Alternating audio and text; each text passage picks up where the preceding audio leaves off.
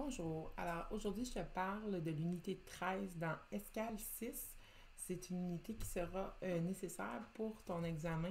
Donc, la semaine dernière, c'était les unités 14 et 15. Cette semaine, c'est l'unité 13. Même si c'est pas fait dans l'ordre, c'est pas grave parce que ce sont deux choses distinctes desquelles on parle dans ces unités-là. Donc, l'unité 13, c'est une unité qui est courte quand même, qui a 3 pages, mais qui décrit 6 ans de guerre. Donc, on fait un très court résumé des événements qui se sont produits à cette époque.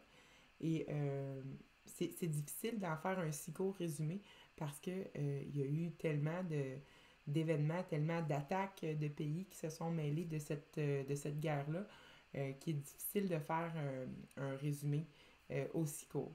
Je vais essayer de t'imager, si tu veux, la ligne du temps de ces événements-là en essayant d'être brève, mais ça reste quand même très complexe comme situation. Donc, ça demande quand même une explication un petit peu plus approfondie pour bien comprendre. Donc, tout ça a commencé en fait en 1933, quand Adolf Hitler est devenu chancelier en Allemagne. Et à ce moment-là, c'est des élections. Donc, il y a des gens qui ont voté pour son parti. Et à ce moment-là, il y avait deux partis. Il y avait le parti nazi et le parti conservateur. Mais ça n'a pas été tellement long que c'est devenu un régime totalitaire, que Hitler a pris le pouvoir et que, en fait, tous les droits qui étaient déjà en place pour les gens ont été défaits. Donc, on a enlevé les droits des gens, les libertés civiles ont été retirées. Donc, c'est comme si demain matin, on disait que la Charte des droits et libertés c'est terminé et que Joe Biden prend le pouvoir ici et décide de tout ce qui se passe de ton avenir, de ta vie ou de ta mort. Donc, c'est ce qui s'est passé en Allemagne. Malheureusement, ça a été une guerre extrêmement meurtrière. On a eu plus de 60 millions de pertes humaines euh, de toutes les races, de tous les pays du monde, toutes sortes de prisonniers. Pour différentes raisons, ils ont été tués et ben, c'est très malheureux et on espère que ce genre d'événements-là ne se reproduisent jamais, mais on n'est jamais à l'abri non plus d'une prise du pouvoir par quelqu'un qui va influencer le peuple de cette manière-là. C'est malheureux, mais on n'a pas la certitude que nos droits et libertés seront toujours conservés. C'est pourquoi il faut être vigilant quand il est question de nos droits et libertés. Il faut les faire appliquer lorsque c'est nécessaire. Donc, je reviens à M. Hitler qui prend le pouvoir à un moment où l'économie va très mal, d'une part parce qu'ils ont une grosse dette en tant que nation, euh, mais aussi à cause du crash boursier de New York de 1929 qui vient mondialement venir atteindre l'économie de tous les pays. Donc, on observe un taux de chômage qui est très élevé. Donc, les gens ne sont pas heureux parce que l'économie va mal. Et ça, on le voit en ce moment ici, même au Québec, pendant la pandémie, l'économie, ça reste le pilier d'une société. Si ça ne fonctionne pas, rien d'autre fonctionne. Donc, les gens font confiance à cette personne qui dit je vais nous remettre sur pied, je vais faire en sorte que notre pays se remette à rouler, et puis on va en venir à bout. Donc, les gens lui ont fait confiance. Le problème avec cette personne, c'est qu'il a plusieurs idéologies qui ne respectent pas l'humain en général. Entre autres, c'est une personne très raciste. Donc, pour lui, il n'y a qu'une race supérieure qui est les Aryens. Je vous ai déjà parlé de ça, mon groupe. Aryens. Donc, c'est la race supérieure qui est d'origine germanique. Donc, une personne à la peau blanche et aux yeux bleus, de confession catholique. Et toutes les autres personnes sont inférieures. Donc, euh, on ne les considère pas aussi importants que les autres et même qu'on peut se permettre de les éliminer. Donc, c'est la propagande qui a été faite par Hitler en disant entre autres que les Juifs étaient responsables de toute cette crise économique et que de ce fait, il fallait éliminer cette partie de la population qui était d'ailleurs déjà installée en Allemagne depuis plusieurs années, euh, qui participait au développement économique, qui avait des commerces et qui faisait partie de la société allemande. Donc, plusieurs familles étaient déjà établies depuis de nombreuses générations. Alors, on s'en est pris à des gens qui n'avaient absolument rien à voir dans une situation, dans la situation économique du pays, mais on a fait croire aux gens que c'était leur faute. D'ailleurs, dès la prise du pouvoir d'Hitler, euh, on a mis en place des camps de travail qui sont en fait des camps d'extermination. On faisait travailler les gens euh, de très longues heures sans les nourrir suffisamment. Donc, c'était très difficile. Toutes les personnes qui étaient des prisonniers de guerre, donc quand on attaque un pays, on va aller prendre le contrôle et les gens qui sont dans ce pays-là se retrouvent dans des camps de travail parce que nécessairement ce ne sont pas des nazis, c'est des personnes qui sont de l'autre côté. Euh, En fait, il y a deux camps principaux dans cette guerre-là. On a euh, les forces de l'Axe, hein, qui sont, si on veut, les forces du mal. Les pays alliés, à ce moment-là, sont l'Allemagne, l'Italie et le Japon. De l'autre côté, on a euh, les alliés, donc les gens qui sont contre les nazis. On a la France et la Grande-Bretagne, ainsi que les colonies euh, britanniques de la Grande-Bretagne à ce moment-là. Il y a un troisième clan qui, par la suite, va se joindre au clan des Alliés, qui est l'URSS, donc l'Union de la République soviétique. C'est les Russes, ok? Les Soviétiques, socialistes soviétiques. Bon. Donc ça, c'est l'URSS. C'était le nom que la Russie portait avant, mais ça a été changé. Donc c'est la Russie. Euh, cette partie-là n'est pas avec les Alliés au départ, mais va le devenir au cours de la guerre. Donc, euh, l'Allemagne va gagner du terrain dans plusieurs pays européens. Ce qui va déclencher vraiment la guerre en Europe sera le moment où ils vont attaquer la Pologne. Ça, c'est en 1941. Euh, la France et la Grande-Bretagne vont officiellement déclarer la guerre aux Allemands lorsque la Pologne sera attaquée. Donc, euh, il y a une grosse résistance anti-nazie, mais cette résistance est toujours vaincue par euh, les SS. Donc ça, c'est les gens qui font partie de l'armée nazie, qui est très forte d'ailleurs. Donc c'est pour ça qu'ils réussissent à prendre autant de terrain, c'est qu'ils ont une armée très forte. Donc, en 1941, l'Allemagne, finalement, a attaqué l'URSS et c'est à ce moment-là que l'URSS s'est joint au camp des Alliés pour finalement combattre l'Allemagne. Aussi, en parallèle, on a le Japon.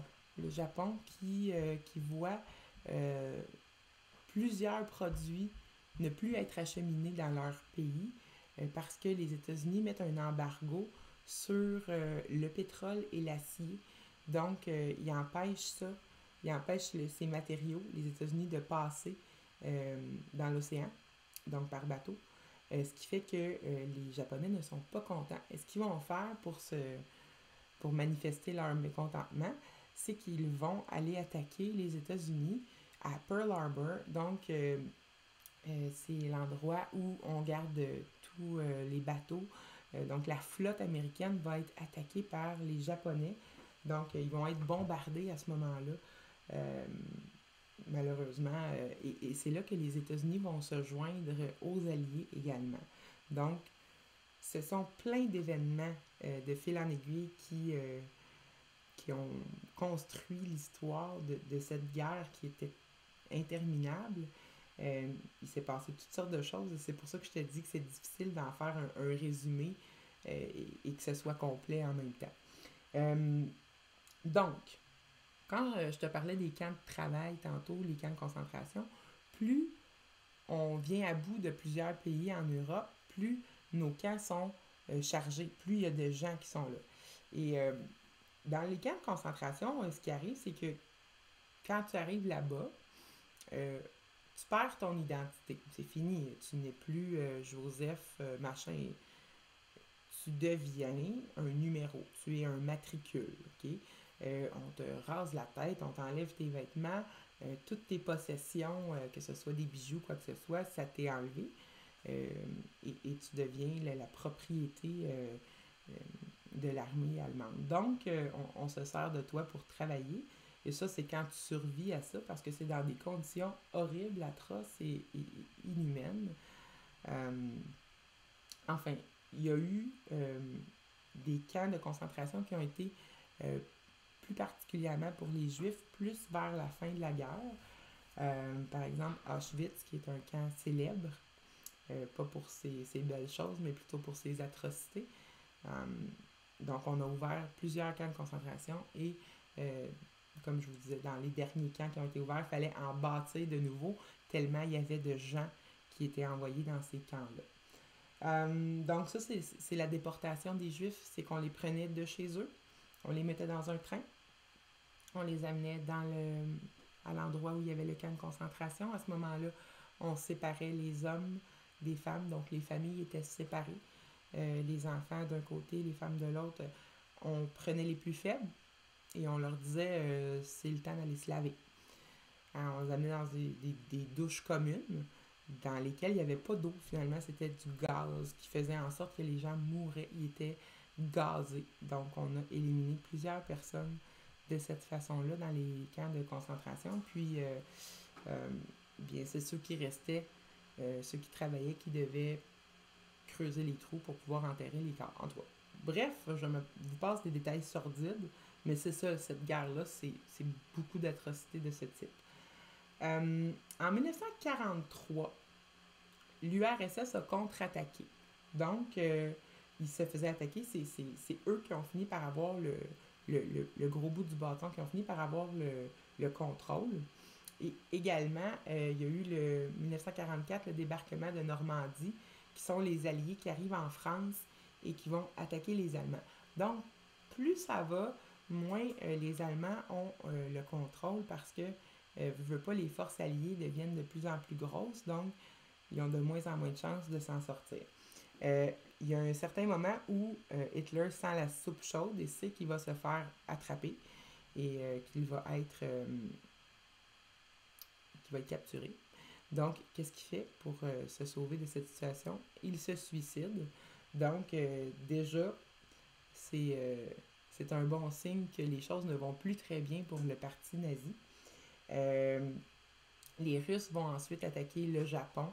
Puis, ça se passe plus au nord. Et plus au sud, les États-Unis vont bombarder avec des bombes atomiques Nagasaki et Hiroshima. Donc, encore une fois, on fait perdre des forces aux forces de l'Axe. Puis c'est une bonne chose parce que le 15 août 1945, je crois, oui, c'est la fin de la guerre. Donc, c'est là où les Japonais vont capituler, vont dire on n'est plus capable de se battre. Donc, ça met fin à la guerre. Et ben c'est ça. Comme je disais tout à l'heure, je ne sais pas si je vous l'ai dit, mais c'est 60 millions de personnes, de civils, des papas, des mamans, des grands-papas, des enfants, des gens de toutes sortes qui ne voulaient pas nécessairement être impliqués dans cette guerre, qui ont été à qui on a enlevé la vie. Hein? Donc 60 millions, je ne sais pas si c'est une idée, c'est épouvantable. Et Hitler n'attaquait pas seulement les gens qui n'étaient pas de race supérieure, mais également toutes les personnes plus faibles de la société, c'est-à-dire des handicapés, des gens qui étaient pour lui anormaux, dont les homosexuels n'étaient pas considérés comme des humains à part entière.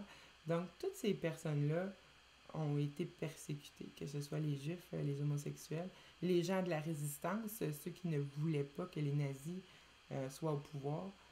Tous ces gens-là ont été abattus par l'armée allemande. Donc, Nous, au Canada, qu'est-ce que c'est notre implication dans cette guerre-là? En fait, on s'est joint vers la fin, là, parce que on est une colonie anglaise, tu sais ça. La mère patrie étant la Grande-Bretagne, on devait se joindre à cette guerre. Et d'ailleurs, on était obligés. Hein. C'est ce qu'on appelle la conscription. C'est lorsqu'on oblige des gens à s'enrôler dans l'armée et aller à la guerre. Donc, des hommes et des femmes québécois, canadiens, sont partis à la guerre. Donc, on avait cette partie-là de la population qui contribuait en allant physiquement se rendre à la guerre. Puis, on avait aussi les femmes qui restaient ici euh, pour s'occuper du foyer, mais également pour travailler dans des usines où on fabriquait des munitions pour cette guerre-là. Donc, on a été impliqués. Les gens ne voulaient pas y aller. D'ailleurs, il y a des gens euh, qui étaient en santé qui se sont coupés un membre pour pouvoir éviter d'aller à la guerre. Donc, c'est toute une période difficile pour la planète entière qui a vécu les conséquences des choix de M. Hitler. Donc, heureusement, on en est venu à bout, mais ça n'a pas été facile. Ça a été très long et plusieurs vies humaines ont été perdues à cause de ça. Donc, ça fait un peu le tour de cette histoire vraiment rapidement parce que, comme je vous dis, c'est tellement d'événements qui constituent la Deuxième Guerre mondiale, mais déjà avec ça, peut-être que vous aurez plus de facilité à compléter votre unité. Alors voilà.